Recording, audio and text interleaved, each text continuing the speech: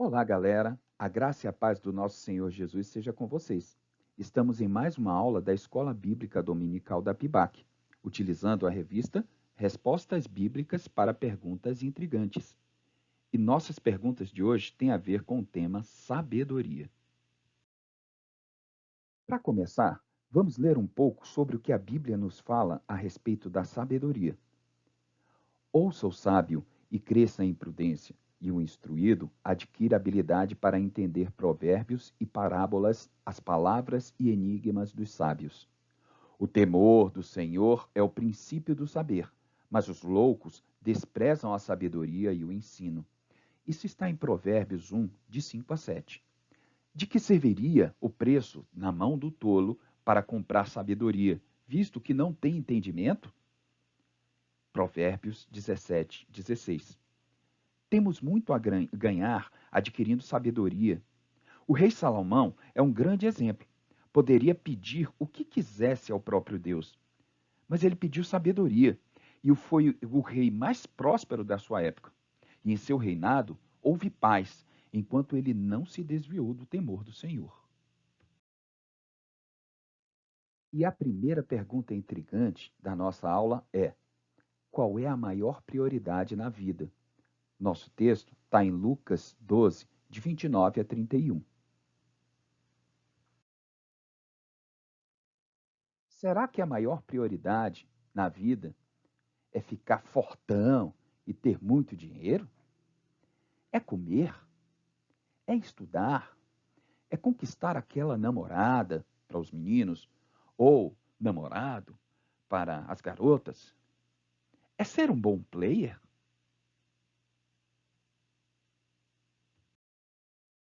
A resposta para esta pergunta nós achamos fácil no livro de Isaías 43, no verso 7. A todos os que são chamados pelo meu nome e os que criei para a minha glória, eu os formei e também eu os fiz. Portanto, a prioridade na vida é a glória de Deus. Nós vivemos para a glória de Deus. Tudo que existe, tudo que se move, tudo que tem vida, existe para a glória do Senhor. Vejamos o que a palavra de Deus no nosso texto base fala sobre esta pergunta. Não andeis, pois, a indagar o que haveis de comer ou beber, e não vos entregueis às inquietações. Porque os gentios de todo o mundo é que procuram estas coisas, mas vosso Pai sabe que necessitais dela. Buscais, antes de tudo, o seu reino, e estas coisas vos serão acrescentadas. Portanto, nós entendemos que o reino de Deus é que é importante. Se a gente busca primeiro o reino de Deus, a palavra do Senhor diz que todas as demais coisas nos serão acrescentadas. Nem mesmo Salomão se vestiu como a erva do campo. Não tem por que a gente se desesperar, a gente buscar, a gente precisa estudar, a gente precisa trabalhar. Quem trabalha, a gente vai ter as nossas necessidades, os nossos desejos, nós somos humanos. Mas a prioridade para o Senhor é vivermos para a glória de Deus, é expandirmos o reino de Deus, é nós alcançarmos vidas para a salvação e conduzirmos a nossa própria vida também para a salvação. A nossa segunda pergunta intrigante é: por que ser honesto se a maioria não é? E o nosso texto base está no segundo livro de Reis, capítulo 5, versos de 19 a 27. Podemos começar observando a situação de Eliseu e Gease.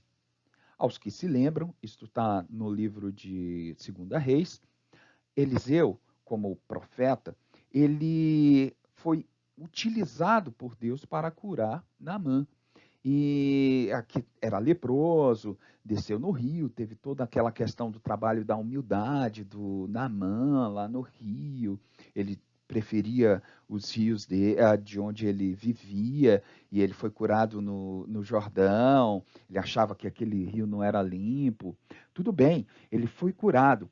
Mas aí acontece uma coisa muito mais grave que tem a ver com o nosso estudo. sobre a honestidade de Geazi. O que é melhor, ser íntegro como Eliseu ou desonesto como Geazi? Eliseu, por ser servo do Senhor, por ter sido um instrumento do Senhor para a cura de Naamã, ele não aceitou os tesouros oferecidos por Naamã como pagamento sobre aquilo que ele fez. Ele não estava fazendo um serviço de homens, ele estava fazendo um serviço de Deus. E por isso ele não aceitou, ele manteve a sua integridade. Mas o Geazi, ele não compreendeu aquilo e correu atrás de Naamã e da sua comitiva e mentiu. Ele disse que o homem de Deus havia se arrependido e que havia aceitado. E ele pegou aqueles tesouros e quando levou até Eliseu, e Eliseu descobriu o que tinha acontecido, logo ele se tornou leproso. Ele absorveu a situação de lepra que havia em Naamã. Né? Houve um castigo ali. Esse castigo existiu, nós cremos que a Bíblia nos relata isso, inspirada por Deus, mas ainda que nós não tenhamos um castigo tão imediato contra a nossa desonestidade, a Bíblia nos afirma que existe uma paga para a impiedade, existe um salário para o pecado, e o salário do pecado é a morte. Então, nós vamos ver em diversos textos bíblicos que a desonestidade, a maldade, a impiedade, ela não tem lucro nenhum, mas a integridade sim. Nossa revista traz 3 dicas quanto à questão da honestidade. A primeira dica é: não abaixe o seu padrão moral. Não importa o que os outros façam, não importa que existam pessoas mais que estão se dando bem. Olha o que diz lá no Salmo 94, no verso 3. Até quando os ímpios, Senhor, até quando os ímpios saltarão de prazer? Esse era um sentimento no salmista que estava contrariado por isso. Outro salmista fica ainda mais contrariado no Salmo 73. Eu citei aqui só 2 versos, o verso 2 e o verso 3, mas depois leiam em casa todo o Salmo 73, que bate bastante nessa questão. Quanto a mim, verso 2, os meus pés quase que se desviaram, pouco faltou para escorregassem os meus passos. Pois eu tinha inveja dos nécios, quando vi a prosperidade dos ímpios. Olha só, esta é a situação. Não abaixe o seu padrão moral. Olha o que aconteceu com o salmista. Por ele estar contrariado com o pecado dos ímpios que estavam se dando bem, os pés dele quase se desviaram. Pouco faltou para que se escorregasse os passos dele, porque ele tinha inveja dos nécios quando via a prosperidade dos ímpios. Para trabalhar, a segunda dica quanto à questão da honestidade, e a pergunta é: por que ser honesto se a maioria não é? Eu vou continuar trabalhando o Salmo 73. Olha só o que aconteceu com aquele salmista que estava intrigado, estava contrariado com a situação dos ímpios, que não tinham uma paga, não estava acontecendo nada com aquelas pessoas que praticavam mal. Olha o que aconteceu. Salmo 73, verso 17. Até que entrei no santuário de Deus, então entendi eu o fim deles. E olha que mais bacana ainda, no verso 28. Mas para mim, bom é aproximar-me de Deus, pus a minha confiança no Senhor Deus para anunciar todas as tuas obras. Cara, sai dessa, para de olhar para o lado. Deixa lá o cara lá com a gatinha namorando antes do casamento. Deixa lá aquela pessoa que foi desonesta e não se deu mal. Deixa lá aquela pessoa que mentiu e não se deu mal. Cara, bom é aproximar-se de Deus. Vós sois a luz do mundo. Não se pode esconder uma cidade edificada sobre um monte. Está lá em Mateus 5,14. É o próprio Senhor que anuncia isso. Vós sois a luz do mundo. Então, essa luz não pode ficar debaixo de um balde, Não pode ficar apagada. Essa luz tem que brilhar, essa luz tem que ir para cima. Você tem que mostrar que você é honesto na oportunidade que você tiver de mostrar isso. Você tem que mostrar que você é um cristão na oportunidade de você foi incumbido disso daí. Larga de ser crente 007, cara. Mostra que tu é crente. Então, nós somos sal da terra e nós somos luz do mundo. E a terceira dica para a questão da honestidade é: seja sábio aos olhos de Deus. Não importa os olhos dos homens. Poxa, eu falei a verdade, mas ninguém viu. Poxa, eu fui honesto, não tinha ninguém olhando. Cara, Deus está olhando. Deus está vendo. E você receberá a sua coroa de glória. É com você e Deus. Olha só o que a Bíblia fala sobre isso. Pela misericórdia e verdade, a iniquidade é perdoada. E pelo temor do Senhor, os homens se desviam do pecado. Provérbios 16:6. Não ache você que você é melhor que os outros. Eu sou honesto e os outros não estão tendo. Cara, tu é honesto, mas continua sendo pecador. Tu é pecador. Nossa essência é pecadora. Mas o sangue de Jesus Cristo é quem nos purifica de todo pecado e de toda a injustiça. É Ele quem nos justifica. Não somos nós. Nós não estamos acima das pessoas. A palavra de Deus está falando no Provérbios 16:6, que pela misericórdia e verdade a iniquidade é perdoada. Aquela pessoa que foi desonesta, ele será perdoada pela misericórdia e verdade do Senhor. Não cabe a você julgar se o Senhor deve perdoar ou não. É o Senhor que é o julgador. Já existe quem julgue. Ora, o acusador é outro. E a gente não vai fazer o papel do acusador. Mas, pelo temor do Senhor, os homens se desviam do pecado. Ou seja, olhe para você. Se aquele que foi desonesto, ele não foi descoberto e ainda assim foi perdoado pelo Senhor, é entre ele e o Senhor conhece o coração dele, o Senhor sabe que ali, que um Saulo de Tarso vai virar um Paulo de Tarso. Mas se preocupe com você. Pelo temor do Senhor, os homens se desviam do pecado. Usa o temor do Senhor. Este é o princípio da sabedoria. Né? Os loucos se desviam disso daí. Os loucos não buscam entendimento. Mas você busca a sabedoria no temor do Senhor e você vai se desviar do pecado. Olha o que mais a palavra de Deus fala. Bem-aventurado o homem que não anda segundo o conselho dos ímpios, nem se detém no caminho dos pecadores, nem se assenta na roda dos escarnecedores.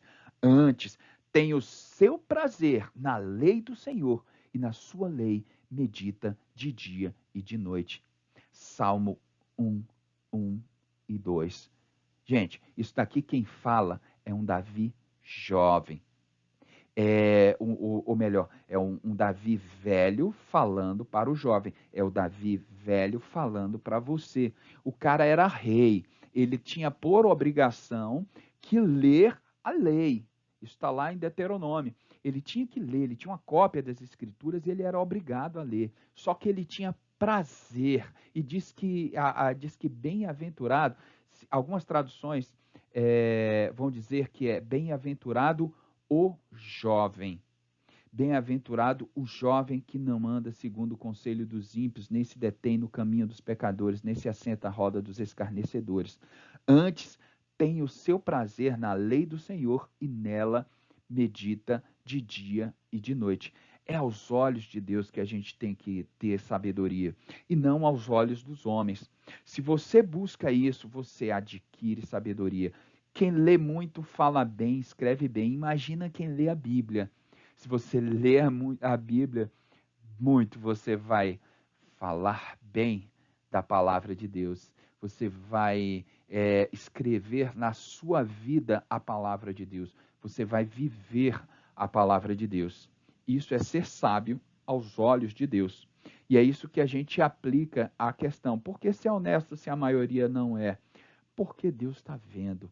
É o Senhor que nos santifica, é o Senhor que nos justifica, é o Senhor que vai valorizar a sua honestidade. É o Senhor que vai fazer com que aquele seu momento de honestidade seja uma vida de honestidade. É o Senhor que vai lhe dar o galardão no céu. Terceira pergunta intrigante. Quanto vale uma boa reputação? Texto base, Provérbios 22, verso 1. Antes de mais nada, reflita. Que bons exemplos nós temos para seguir. Será que é o exemplo do nosso pai? É o exemplo da nossa mãe, avós, familiares mais próximos? É o exemplo do pastor da nossa igreja, dos diáconos, dos presbíteros, dos líderes da nossa igreja? É o exemplo de um grande líder espiritual do nosso tempo, como o Billy Graham, já falecido. Dizem que por onde ele passou, muitos lugares deixaram de consumir e vender bebidas alcoólicas. Antes de mais nada, gente, o nosso alvo é Cristo. Se vocês veem algo de bom em pessoas que são filhos de Deus, vocês estão vendo Cristo manifestos nestas pessoas. É muito bom ter em quem se espelhar. E é melhor ainda a gente enxergar Cristo nas pessoas que nós nos espelhamos. Também temos 3 dicas para a questão da reputação. A pergunta é: quanto vale uma boa reputação? E a primeira dica é: você tem que ser reconhecido pelo que é. Não tenha vergonha de quem você foi, mas viva quem você é. Olha só o que o Paulo fala aos Filipenses sobre isso. Circuncidado ao 8º dia, da linhagem de Israel, da tribo de Benjamim, hebreu de hebreus, segundo a lei eu fui fariseu, segundo o zelo, perseguidor da igreja, segundo a justiça que há na lei, irrepreensível. Mas o que para mim era ganho, reputei-o perda por Cristo. Paulo não tinha vergonha de o que ele era sendo Saulo de Tarso. Ele expressava aquilo ali para mostrar: olha, aquele que era perseguidor, hoje é perseguido e está muito mais feliz servindo a Cristo. Aquele que era perseguidor, hoje entende que Cristo é a verdade e a vida. Aquele que era perseguidor foi regenerado. Ele mostra que ele é uma pessoa regenerada. Ele não se prende à velha criatura, mas tudo se faz novo na vida dele e ele mostra, ele é reconhecido pelo que ele é e não o que ele era. E se você trabalhar isso em você, buscando praticar a palavra, quem sabe as pessoas vão te ver como Jesus viu Natanael. Olha só, Jesus viu Natanael vir ter com ele e disse dele: eis aqui um verdadeiro israelita em quem não há dolo. Olha só, cara. Imagina o próprio Senhor vir dizer: não há dolo, não há questões contra você, ninguém pode falar mal de você, tu é irrepreensível. Olha só, um israelita em que não há dolo, olha só um brasileiro em que não há dolo, olha só um cristão em que não há dolo. Que assim seja a nossa vida, que sejamos reconhecidos pelo que nós somos. Isso é uma boa reputação. Segunda dica: seja reconhecido pelo que você fala. Você é reconhecido pelo que você fala. Olha o que a palavra de Deus fala sobre isso. Mas eu vos digo que de toda palavra ociosa que os homens disserem, hão de dar conta no dia do juízo. Porque por tuas palavras será justificado, e por tuas palavras será condenado. Olha só a situação que acontece com muitos jovens na internet. A pessoa vai lá, banca várias postagens lá, às vezes está chateado com algum comentário que fizeram, às vezes vai até defender a fé e fala besteira que só no Facebook, fala besteira que só no Instagram. Gente, tem muita gente falando muita besteira, envergonhando o evangelho nas redes sociais.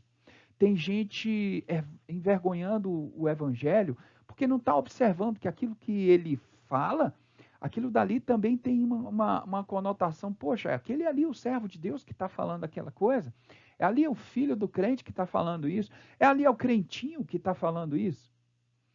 Seja reconhecido pelo que você fala. Presta atenção nisso, guarda a tua língua, pauta no Senhor.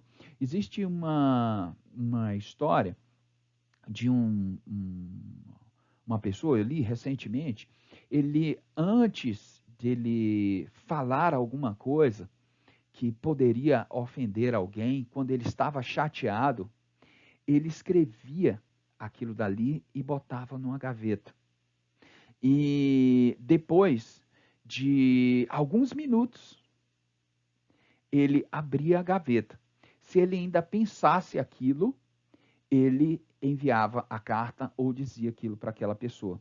E no final da vida, ele ficou com a gaveta cheia de cartas. Imagina quantas vezes ele utilizou da sabedoria para refrear a língua e falar a coisa certa no tempo certo. Está irritado? Está chateado? Ora, busca o Senhor, lê a palavra de Deus, busca a orientação de Deus, busca um conselho amigo, aí depois tu fala. Se é de Deus, se está debaixo de oração, vai lá e diz aquilo, mas não sai falando besteira nas redes sociais, ou não sai falando besteira para o irmão, não sai falando besteira para o pai, para a mãe, não vá ser insubordinado, né? Você é reconhecido pelo que você fala. A sua fala, a sua palavra tem muito a ver com a sua reputação. E a terceira dica quanto à questão da reputação é: você é conhecido pelo que representa. Você representa muito, você não sabe o quanto, mas se você vive a palavra de Deus, você vai ser tanto alvo como exemplo. A gente já falou isso em algumas aulas anteriores, de outras revistas. Você é um exemplo, você é um porto seguro para alguém. Aquela mesma pessoa que vai fazer bullying com você, vai contestar você porque descobriu que você é crente, vai que tu não é o 007. Então, aquela pessoa que falava mal de você é a mesma pessoa que, quando tiver problema, vai procurar o crente. E como é que a gente vai ser esse tipo de referência, esse tipo de coluna? Vamos ver o que a Bíblia fala sobre isso? Convém também que tenha bom testemunho dos que estão de fora, para que não caiam em afronta e no laço do diabo. Isso está na primeira carta de Paulo a Timóteo, capítulo 3, versos 1 e verso 7. Na verdade, verso 7, eu apaguei o verso 1, mas o verso 1 está dizendo que ele está contextualizando. Ele fala isso daqui para quem quer o episcopado, quem quer ser um líder na igreja. Tu quer ser um líder na igreja? Então, entre outras coisas, convém que você tenha um bom testemunho dos que estão de fora, para que não caia em afronta e no laço do diabo. Opa, peraí, o cara é líder da igreja, mas, pô, o cara só vive brigando com os irmãos em casa, pô, o cara fala umas besteiras na rede social, pô, esse cara aí, eu soube que tá de mal com a mãe. Imagina só a afronta que vai ter para você ser um exemplo de liderança.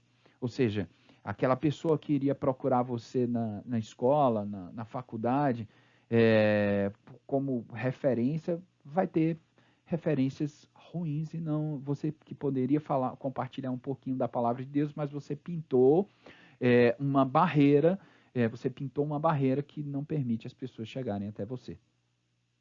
Olha outro exemplo aqui, do próprio Timóteo, só que agora nos Atos dos Apóstolos 16, versos 1 e 2, um relato sobre o testemunho de Timóteo. E chegou a Derbe e Listra, quem chega é Paulo, e eis que estava ali um certo discípulo por nome Timóteo, filho de uma judia que era crente, mas de pai grego, do qual davam bom testemunho os irmãos que estavam em Listra e em Icônio. Olha só. Então, como é bom ter um bom testemunho, né? Então, isso chegou. E Timóteo foi muito bem visto por Paulo, e todas as orientações nas cartas a Timóteo falam de um jovem que foi preparado para ser líder na igreja. E mais, sobre Ananias. E um certo Ananias, homem piedoso, conforme a lei, que tinha bom testemunho de todos os judeus que ali moravam. O Ananias que foi lá que ajudou a tirar as escamas dos olhos de Saulo de Tarso. Então, meu irmãozinho, é bom ser uma pessoa que tem uma imagem que aquele que está ao redor possa dizer, poxa, aquele dali tem o brilho de Cristo, aquele dali pode me dar um bom conselho. Aquele dali, eu vou ouvir, se ele me falar de Cristo, poxa, é uma pessoa que me inspira confiança. Última pergunta intrigante, quarta pergunta da nossa aula de hoje. Como alcançar o sucesso? Uau! Alcançar o sucesso, sendo que vamos trabalhar o tema sabedoria. Duas dicas para essa questão. Primeiro, sucesso não é sinônimo de reconhecimento público diante dos homens. Não queira ser aclamado por homens. Não queira ser um ícone para os homens. Olha o que a palavra de Deus fala sobre esse tema. Passará o céu e a terra, mas as minhas palavras não hão de passar. O que é mais importante não é o homem. O que é mais importante é a palavra de Deus. Se esta palavra que é eterna, esta palavra habita em você, o sucesso é uma consequência, mas não é o você que é o movedor, que é um empurrador, que vai para o sucesso. É Deus em você, isso que permanece. Olha, um ponto importante. Vigiai, pois em todo tempo, orando para que sejais havidos por dignos de evitar todas estas coisas que hão de acontecer e de estar em pé diante do Filho do Homem. Você quer saber o que é sucesso? É o que ele está falando aqui. Sucesso é você estar de pé quando vier Jesus de volta. Sucesso é que quando chegar a hora, e a hora é, como está lá no livro de João, em que ainda os que estão no sepulcro ressuscitem para a vida eterna ou para a condenação eterna, vocês estejam entre os que ganham a vida eterna. Isso é ter sucesso. E o Senhor, em Apocalipse, tem vários quem vencer. E o quem vencer que eu escolhi é quem vencer herdará todas as coisas, e eu serei seu Deus, e ele será meu filho. Apocalipse 21, verso 7. Ao que vencer, herdará todas as coisas, eu serei seu Deus, ele será meu filho. Isso deveria ser repetido todos os dias na nossa vida. Ao que vencer, herdará todas as coisas, eu serei seu Deus, e ele será meu filho. Ao que vencer, herdará todas as coisas, eu serei seu Deus, e ele será meu filho. Gente, nós recebemos o poder de ser chamados filhos de Deus aos que creem no seu nome. Isso é grande coisa. Tem vários quem vencer lá no livro de Apocalipse. Ao que vencer, estarás acima, receberá poder sobre as nações. Há muitas pessoas que podem interpretar mal e dizer, opa, esse daqui que é o livro que eu gosto, eu vou vencer e eu vou ter poder sobre as nações, eu vou servir esse Cristo aí para dominar sobre as nações. Mas, meus amados, dominar sobre as nações significa ser filho do rei. Quem domina sobre as nações é o rei. Este já tem o seu trono de glória. Nós somos co-herdeiros com Cristo, que já é grande coisa. Este é o domínio sobre as nações. E quer ser exaltado? Humilhe-se. Sucesso não é sinônimo de reconhecimento público diante dos homens. Sucesso é sinônimo de reconhecimento de Deus. É Deus que te reconhece. É Deus que justifica a você. É Deus que te dá o sucesso. Na hora que você reputar tudo como perda, o Senhor te exaltará. Purificai as tuas mãos, ó pecadores. limpai, humilhai-vos e ele vos exaltará. É a palavra de Deus. Segunda dica, referente à questão do sucesso. O sucesso não é mudar conforme a moda.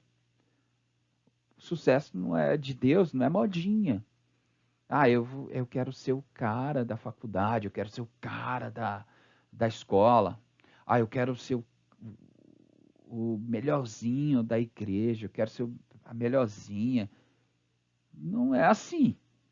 Não são assim os ímpios, mas são como a moinha que o vento espalha. Por isso os ímpios não subsistirão no juízo, nem os pecadores na congregação dos justos, porque o Senhor conhece o caminho dos justos, porém o caminho dos ímpios, este perecerá. Salmo 1, verso 4 a 6. O Senhor está dizendo que o caminho dos ímpios é diferente do caminho dos justos. É o ímpio que vai conforme a modinha. Se a gente for na onda, se a gente for na moda, a gente não vai ter sucesso. Ah, o sucesso é vender Mary Kay. Ah, não, o sucesso agora o sucesso é buscar o reino de Deus e a sua justiça. Todas as demais coisas vos serão acrescentadas. Buscar o reino de Deus. Isso é um passo para o sucesso. Entender cada questão que a gente trabalhou aqui nessa aula. Isso tem a ver com o sucesso. Você não almejar coisas altas que não podes alcançar para depois ficar frustrado, mas antes perguntai se o Senhor quiser. Busca o Senhor, consulta o Senhor. Este é o passo do sucesso. Não vai na moda, não vai na onda.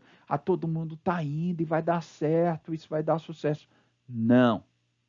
Para, freia, lê a Bíblia, busca no Senhor, busca a orientação dos seus pais, se forem sábios, busca a orientação do seu líder espiritual, do seu pastor, de um conselheiro, mas não sai pela moda. Busca o Senhor enquanto se pode se achar, invoca o nome dele enquanto está perto. E nesse passeio que nós demos sobre a palavra de Deus, no tema da sabedoria, com certeza a gente viu que precisa de sabedoria em muitas áreas da vida. Não é só o que a gente vai buscar de livro, não é só o que a gente vai buscar de conhecimento de homens. A sabedoria de Deus é o que vai dar sucesso para a gente. A sabedoria de Deus é que vai ser a gente ser reconhecido pela nossa reputação, pelo que a gente fala, pelo que a gente é. A sabedoria do Senhor e o temor ao Senhor vai nos encher dessa sabedoria. Meus irmãos, aquele verso que eu coloquei lá no começo, né, que não adianta o ímpio juntar dinheiro para adquirir sabedoria que não vai ter entendimento. Isso é forte. A gente pode, se a gente não tiver com o nosso coração em Deus, a gente pode achar que está se enchendo de conhecimento, mas não vai ter entendimento para nada aquilo do que é verdade. A gente vai estar olhando enviesado, a gente vai estar seguindo em caminhos que não levam ao que Deus espera de nós. E eu concluo com essas duas passagens bíblicas aqui. Uma está em Tiago, as duas estão em Tiago, no capítulo 1 e no capítulo 3. Capítulo 1, verso 5. E se algum de vós tem falta de sabedoria, peça a Deus que a todos dá liberalmente e não lança em rosto e ser-lhe-á dada. Ele adverte depois, quando vocês forem orar pedindo sabedoria. Peça com fé, não peça desacreditando, porque senão você vai ser como a onda que o vento leva para onde quer. E a gente já viu que esse negócio de ir na onda não é uma pegada boa, não. Então peça com fé e o Senhor vai dar sabedoria a você. E depois o Tiago, ele descreve que sabedoria é essa? Que sabedoria é essa que a gente tem que esperar do Senhor? Mas a sabedoria que do alto vem é primeiramente pura, depois pacífica, moderada, tratável, cheia de misericórdia e de bons frutos, sem parcialidade e sem hipocrisia. Então, não achem que a sabedoria que você vai adquirir é aquela que vai te deixar arrogante, vai te achar superior às outras pessoas, é a sabedoria que vai fazer com que você ache santo e os outros não. Não é essa sabedoria. É a sabedoria que vai ensinar você a se humilhar. É a sabedoria que vai ensinar a você ter uma boa reputação. É a sabedoria que vai ensinar a você ser honesto. É a sabedoria que vai te ensinar a colocar Deus em primeiro lugar. Amar ao Senhor seu Deus sobre todas as coisas. A amar o seu irmão, amar o seu próximo, como Jesus nos amou. Esta é a sabedoria do Senhor. E fica para a galera aí que nós entendemos que existe prioridades para o cristão e que nessas prioridades tudo tem que ter a ver com o reino de Deus, que nós temos que confrontar o mundo com os conceitos que a gente tem na Bíblia, porque a gente o tempo todo está confrontado e a maneira da gente confrontar é a gente se manter íntegro, né? A gente sair para o debate, né? A gente querer empurrar a palavra de Deus nas pessoas, é a gente dar bom testemunho e a gente se posicionar no momento que a gente for requerido. Mas para a gente se posicionar é necessário ter sabedoria. A gente só conhece essa sabedoria buscando ao Senhor. A gente precisa entender o valor da boa reputação e o que é o verdadeiro sucesso. É importante a gente se sentir movido a zelar por uma boa reputação. É importante a gente desejar colocar o Senhor como prioridade na nossa vida. E a gente precisa agir também. A gente precisa ler mais a Bíblia, buscar mais o Senhor. Não é só ler, bem-aventurado aquele que não anda segundo conselhos pecadores, e depois vai ler a Bíblia e vai amar. É muito lindo ler isso. Cara, melhor é praticar. Faça um roteiro bíblico, faça a maratona bíblica da igreja, ou leia a Bíblia do jeito que se quiser, mas leia todo dia, leia em série, leia a Bíblia toda várias vezes no ano. Né? Isso é praticar a palavra. É importante você identificar e avaliar o quanto você é honesto nas circunstâncias em que vive. Cara, não tem pouco honesto, não. Ou é honesto ou não é. E estabeleça uma lista pessoal de prioridades. Coloca Deus em primeiro lugar. Estabeleça essa lista. Escreva. Coloque em prática aquilo que a gente aprendeu, galera. Valeu. A paz do Senhor seja com todos vocês.